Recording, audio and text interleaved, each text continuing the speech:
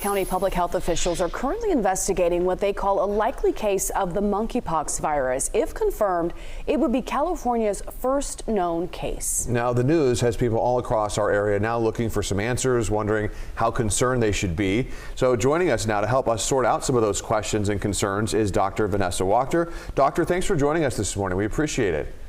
Yeah. So I guess my first question, doctor, is how concerned should people be now that we know we may have an actual case of monkeypox here in Sacramento County? I mean, the spreadability factor and just everything about it. How concerned should we be, doctor?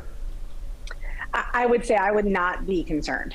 This virus has actually been in the United States before. We actually have 47 cases back in 2003 associated with pet prairie dogs. So this is not something that's new. I think that we're really so heightened over the fact that we just, are, on the tail end of an awful 2 years with the last pandemic that we're really just kind of scared of any new infectious disease. But this is not something like COVID. Right now, the current Omicron variant, one person can infect 15 people. Whereas with this virus, the monkeypox virus, one person will infect less than one person, meaning that means it's going to burn itself out. It very rarely spreads through a community. It's very much a case-by-case event that is easily stopped by contact tracing and just close monitoring of people.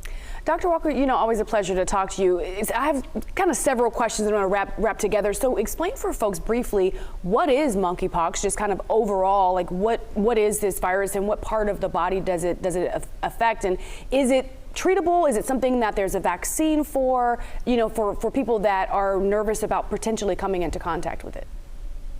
Yeah, so monkeypox is in the same viral family as smallpox, which I know that's scary, but this is a much weaker virus. This is not the same.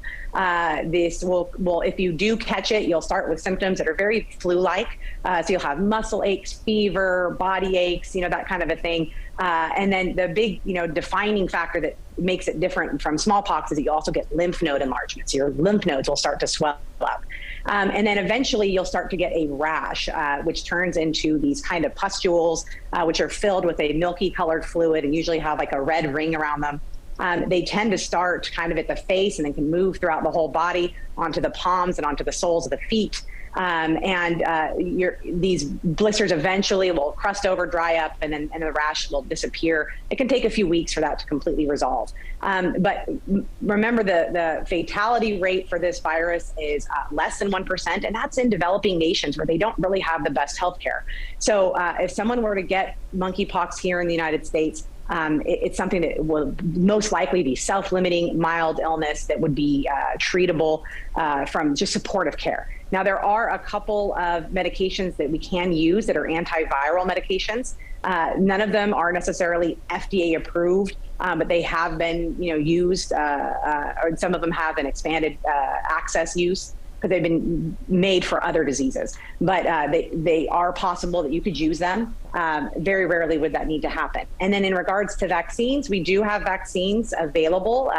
We're on short supply because it's not something that we planned on having, but you would only give it to people who were exposed and that are at high risk of contracting the virus. So it's not something that, I'm not going to go out and get a monkeypox or smallpox vaccine. And for those people that already had a smallpox vaccine in the 1970s was the last time that you were able to get it, I believe 1972 or so, 1976, right around there. You're already somewhat protected against monkeypox. So it's those of us that were born after that date that would be a little bit higher risk of catching it. But this is not something to even remotely concern yourself with.